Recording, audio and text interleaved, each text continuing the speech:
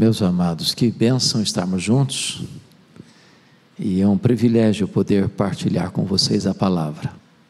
Abra sua Bíblia comigo, por favor, na carta de Paulo aos Efésios, capítulo 2. Efésios, capítulo 2.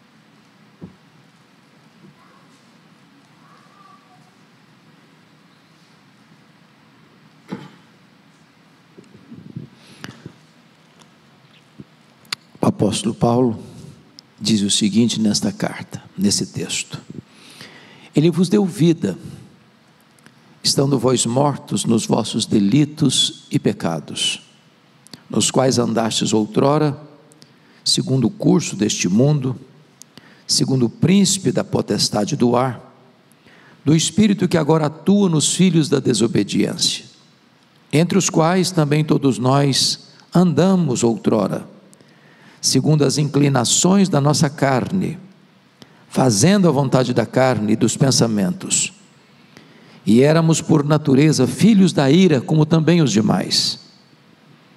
Mas Deus, sendo rico em misericórdia, por causa do grande amor com que nos amou, e estando nós mortos em nossos delitos, nos deu vida juntamente com Cristo, pela graça sois salvos.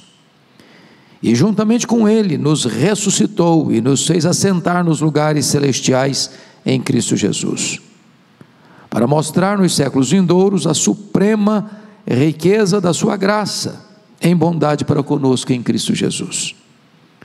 Porque pela graça sois salvos, mediante a fé. E isso não vem de vós, é dom de Deus, não de obras, para que ninguém se glorie, pois somos feitura dele, criados em Cristo Jesus para boas obras, as quais Deus de antemão preparou para que andássemos nelas. Amém. Meus amados, o apóstolo Paulo planta a igreja de Éfeso na sua terceira viagem missionária. Ele ficou naquela cidade cosmopolita de mais de 300 mil habitantes, cerca de 3 anos, e experimenta ali um dos maiores reavivamentos da história,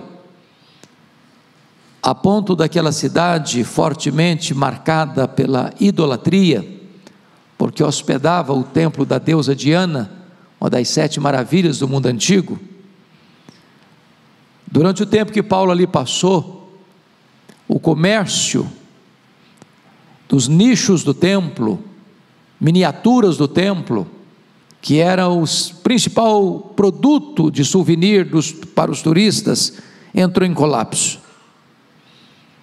Uma cidade fortemente marcada pelo ocultismo, e as pessoas, convertendo-se a Cristo, rompiam com essas práticas, queimando os seus livros de magia em praça pública. A palavra de Deus prevaleceu na cidade. Igrejas foram plantadas na província da Ásia Menor, porque Éfeso era a capital dessa província. Igrejas estabelecidas em Esmirna, em Pérgamo, em Tiatira, em Sardes, em Laodiceia, em Colossos, em Hierápolis. Aquela igreja veio a se tornar a mais expressiva igreja do Novo Testamento, suplantando inclusive Jerusalém e Antioquia. O apóstolo João, primeiro depois do martírio de Paulo, Timóteo foi o pastor da igreja. Depois o apóstolo João foi pastor da igreja, onde morou com Maria, mãe de Jesus, nessa cidade. E agora Paulo está preso em Roma, na sua primeira prisão, quando escreve esta carta à igreja. E esta carta nós a chamamos de a carta mais eclesiológica do Novo Testamento, a carta que trata com mais eloquência sobre a doutrina da igreja. No capítulo 1, Paulo menciona o projeto eterno de Deus, o plano eterno de Deus na nossa redenção, onde o Pai planeja escolhe soberanamente. O Filho, historicamente, realiza a obra da redenção na cruz. E o Espírito Santo aplica esta obra da redenção em nosso coração, como selo, como penhor da nossa redenção. Ainda no capítulo 1, o apóstolo Paulo orou pela igreja, para que ela pudesse ter discernimento, compreensão desta gloriosa obra que Deus realizou em seu favor. Mas no texto em apreço, em tela, o apóstolo Paulo vai mostrar como é que essa salvação ocorreu historicamente. Ele vai mostrar como nós saímos da sepultura para o trono, da morte para a vida, da escravidão para a liberdade, de uma situação de depravação total, para um estado não só de glória da nossa salvação, mas a ponto de estarmos assentados com Cristo, acima de todo o principado e potestade. Esse texto pode ser compreendido de 4 maneiras. Dos versos 1 a 3, o pecado, a obra do pecado contra nós. Segundo, dos versos 4 a 9, a obra de Deus por nós. Terceiro, versículo 10, parte A, a obra de Deus em nós. E em quarto e último lugar, versículo 10, parte B, a obra de Deus através de nós. Então são 4 verdades que estão postas aqui. O pecado trabalha contra nós, Deus trabalha por nós, Deus trabalha em nós, Deus trabalha através de nós. Vamos olhar, portanto, esses 4 pontos nesse texto lido. A primeira informação que nós temos é que nós estávamos mortos nos nossos delitos e pecados. Penso que não há nenhuma verdade mais clara, contundente do que esta, para provar aquilo que mais tarde foi chamado de depravação total. Nós somos absolutamente incapazes de, por nossa iniciativa, escolhermos a Deus ou corrermos na direção da salvação. A realidade do homem sem Cristo é que ele está morto. E a palavra no grego aqui é a palavra necros, de onde vem a nossa palavra necrotério. A ideia é de morto mesmo. Um morto não tem percepção, ele não tem decisão, ele não tem sentimento, ele não tem iniciativa. Se estas verdades se aplicam ao corpo físico, estas verdades são reais também na vida espiritual. O homem sem Deus, ele não tem apetite pelas coisas espirituais. O homem não regenerado, ele não tem nenhum desejo das coisas do céu. Ou o Senhor entra na história dele, tira o tampão dos ouvidos, a venda dos olhos, ou o Senhor arranca o coração de pedra e dá um coração de carne, ou o Senhor entra na sua história e o regenera, e dá a ele a bênção do novo nascimento, ou ele estará para sempre ilhado, isolado, separado de Deus. Esse texto retrata não apenas que o homem está morto, mas retrata também a causa da morte. Estando vós mortos nos vossos delitos e pecados. A ideia do delito é de estar fora do caminho, ou pisar fora do caminho, e a ideia do pecado é a ideia de errar o alvo. O homem é transviado e o homem não acerta o alvo. Isso é o pecado. Mas o texto retrata para nós que o homem também, antes da sua conversão, ele é um ser rebelado contra Deus, e ele é desobediente, e ele está escravizado por 3 fontes. Primeiro, vejam vocês que o homem é escravo do mundo, nos quais andastes outrora, segundo o curso deste mundo. A palavra mundo aqui não é natureza, a palavra mundo aqui é um sistema, posto no maligno. Esse corolário de valores na contramão dos princípios de Deus. É a filosofia que governa o mundo. É a cosmovisão na contramão daquilo que é verdadeiro, daquilo que é santo, daquilo que é puro, daquilo que é digno. É a sociedade sem Deus que se rebela contra Deus, não tolera os preceitos de Deus, abomina a lei de Deus e inverte os valores, chamando luz de trevas e trevas de luz. O homem sem Cristo, ele está prisioneiro desse sistema. Ele tem uma viseira, ele só enxerga dentro dessa perspectiva, ele só enxerga a vida com esses óculos, por essas lentes. Ele é escravo do mundo. Mas o texto vai nos informar que o homem também sem Cristo, ele é escravo do diabo. Olha aí, versículo 2: segundo o príncipe da potestade do ar, do espírito que agora atua nos filhos da desobediência.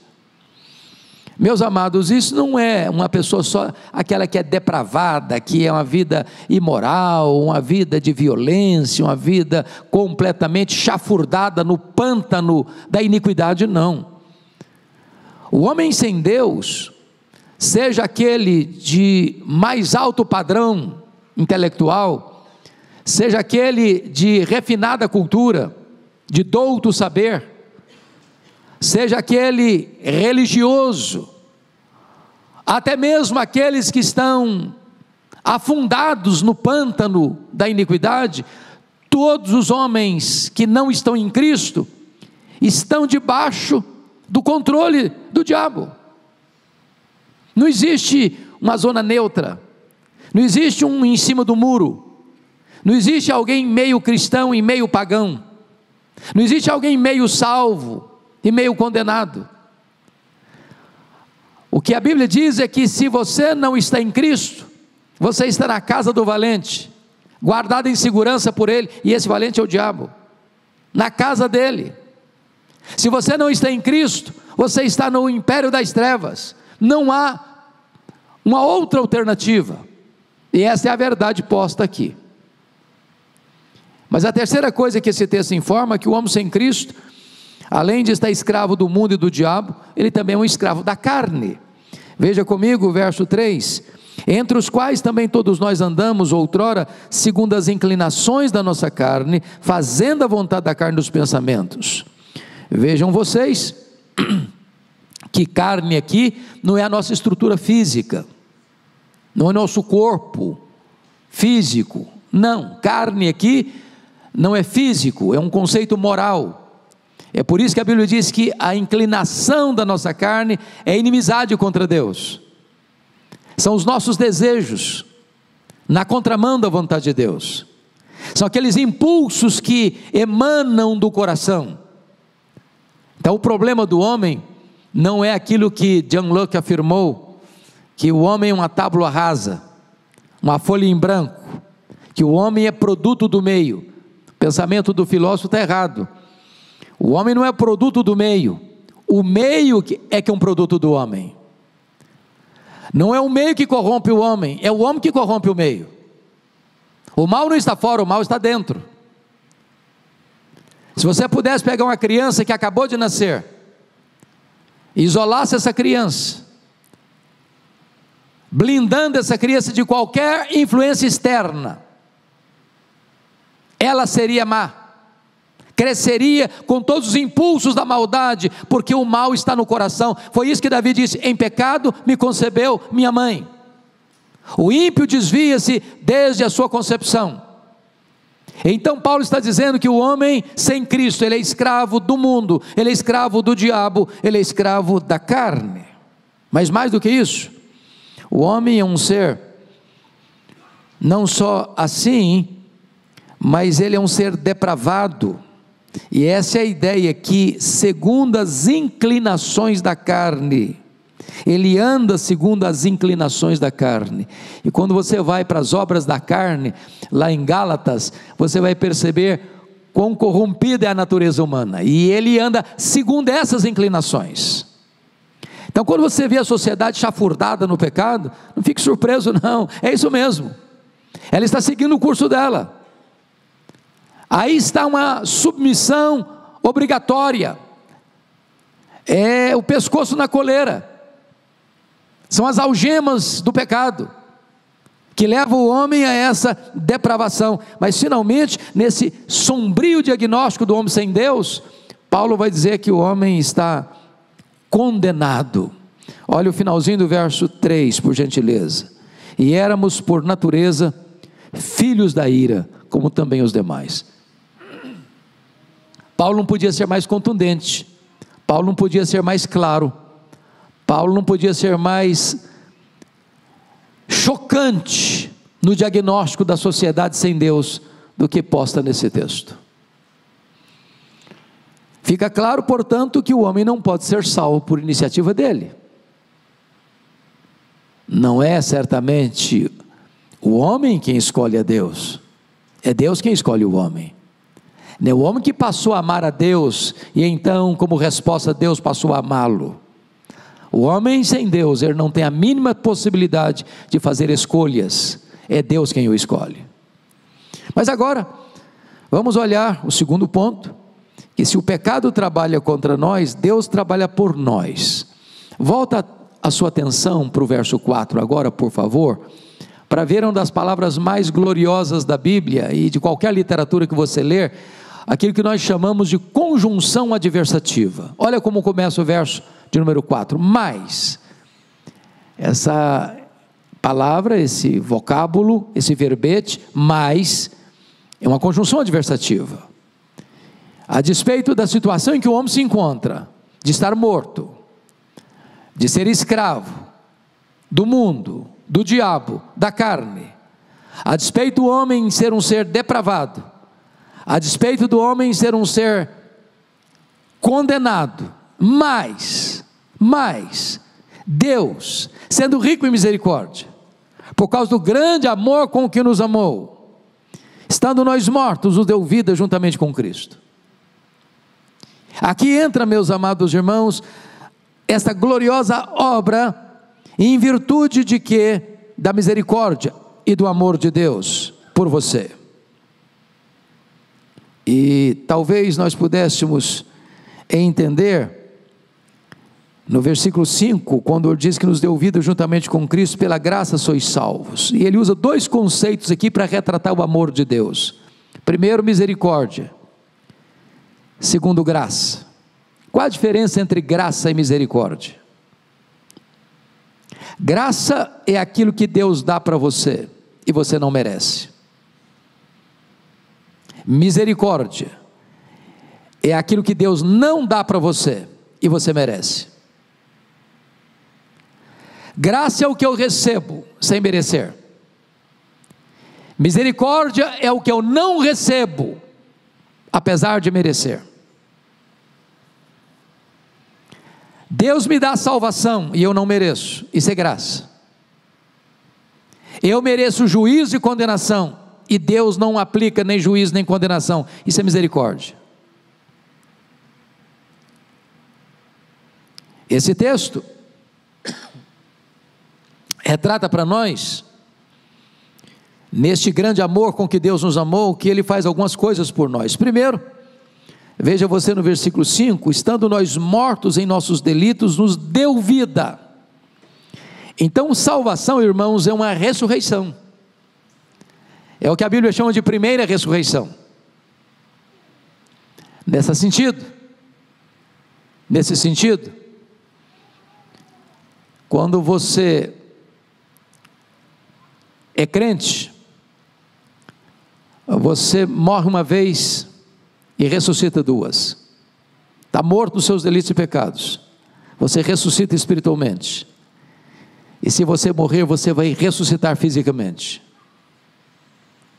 Todos nós que estamos aqui alcançados pela graça, já passamos por uma ressurreição espiritual.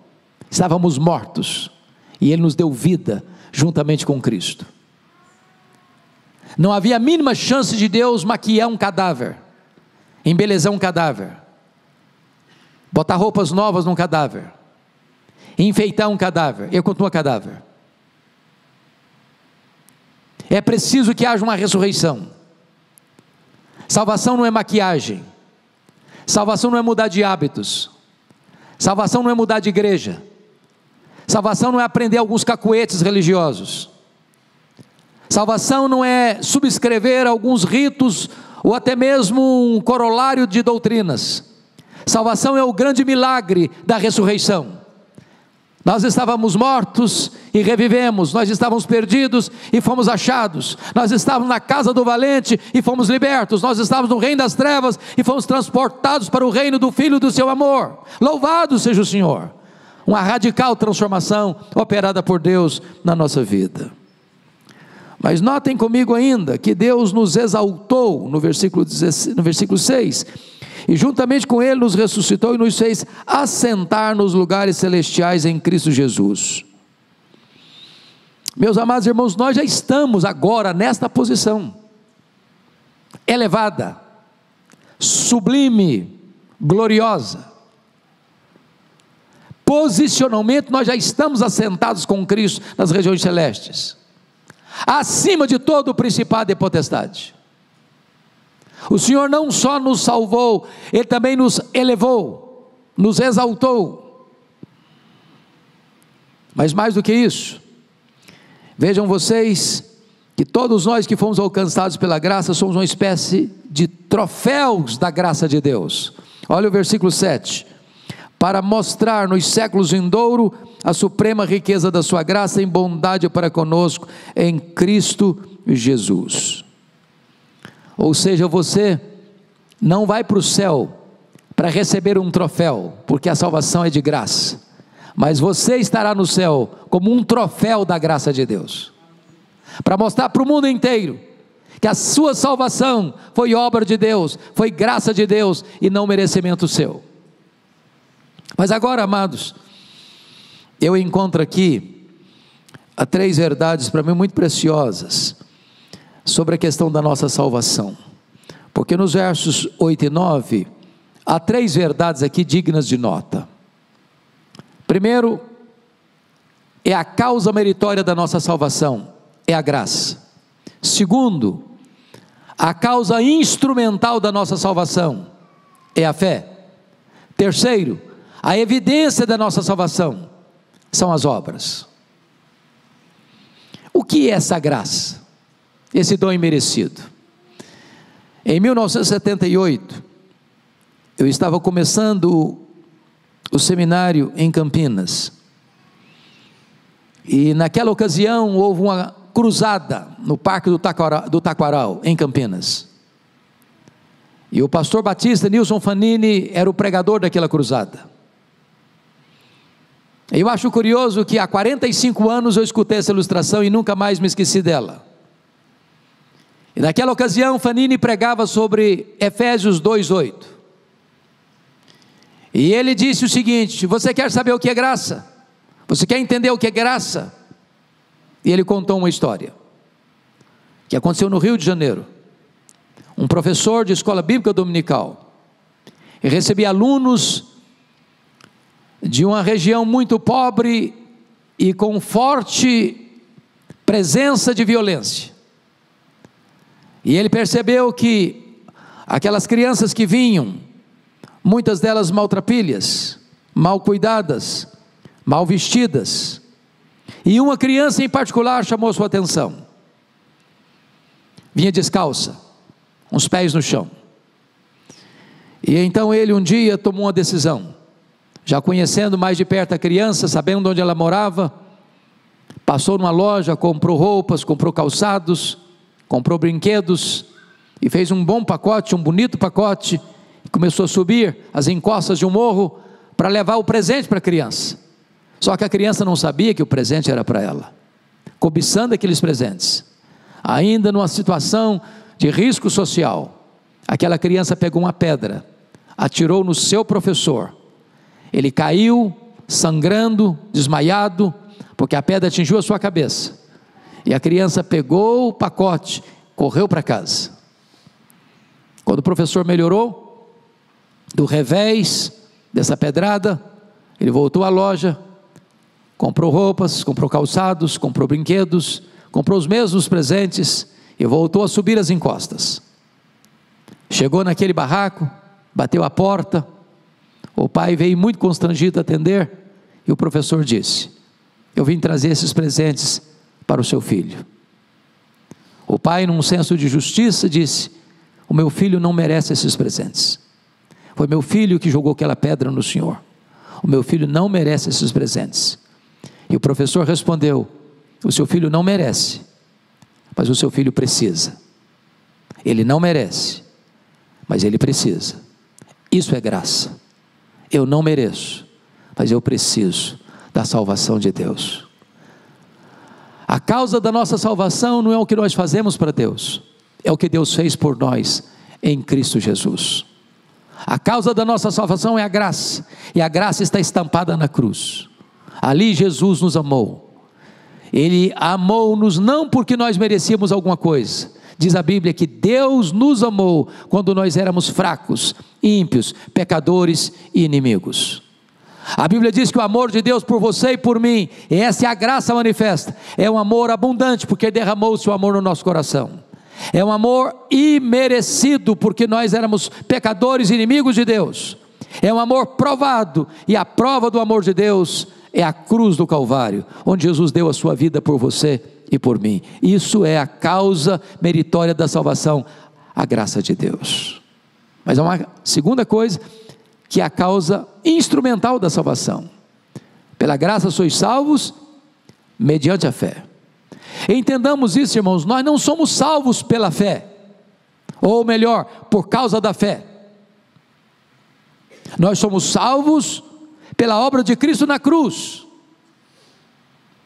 Foi o sacrifício de Cristo na cruz, sacrifício substitutivo. Ele morreu pelos nossos pecados, Ele morreu no nosso lugar. Essa é a causa da salvação. Mas você se apropria dessa salvação pela fé. A salvação é a mão estendida de um mendigo recebendo o presente de um rei. Esta é a fé.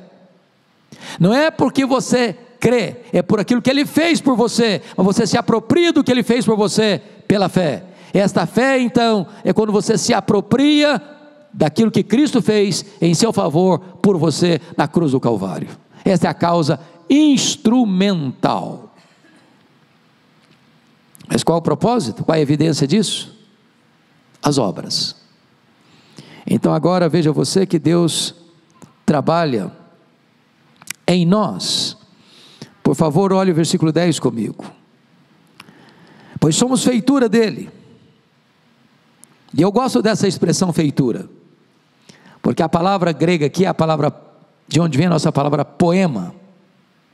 Você é o poema de Deus, você é a poesia de Deus. Deus está escrevendo um lindo poema na sua vida.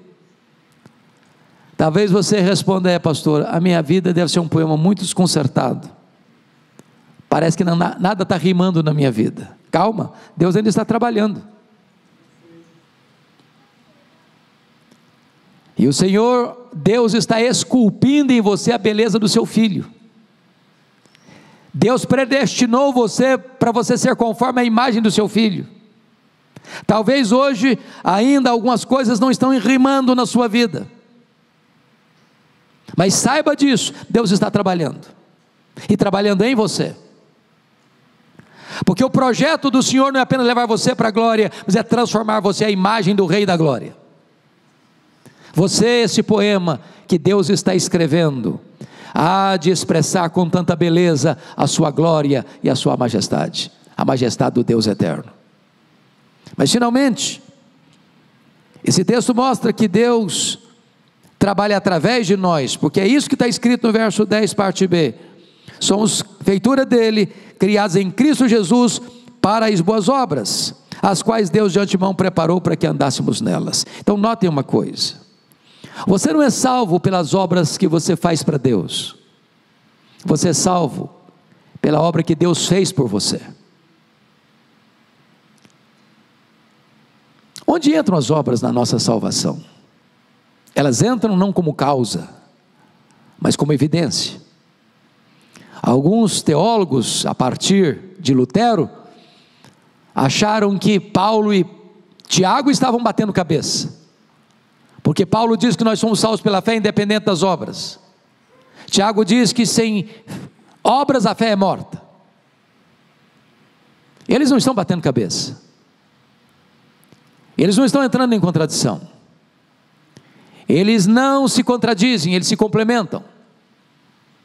Paulo olha para a causa da salvação e diz: é só a fé. Tiago olha para as consequências e as evidências da salvação, e para a salvação pela fé, e diz: tem que mostrar obras. A verdadeira fé produz obras. Se você é salvo, a maneira de você mostrar para o mundo que você foi salvo pela graça, mediante a fé, é se você produz obras. Sabe por quê? Porque agora Deus está trabalhando através de você. Você foi criado em Cristo Jesus para as boas obras. Na verdade, as boas obras não é porque você é bom, é porque Deus de antemão já preparou você com essa finalidade. Aliás, Deus de antemão preparou as boas obras para que você andasse nelas. Tudo vem de Deus, tudo procede de Deus. É Ele quem opera em nós, tanto querer quanto realizar. Sabem por quê? Porque não sobra nada para você e eu nos gloriarmos por nossa salvação. A Ele toda a honra, a Ele toda a glória, a Ele todo o louvor, porque dEle, por meio dEle e para Ele são todas as coisas. Que Deus nos ajude, que Deus nos abençoe, que Deus traga refrigério para o nosso coração, por sabermos nisso, que se o pecado trabalha contra nós, Deus trabalha por nós, Deus trabalha em nós, e Deus trabalha através de nós. Amém.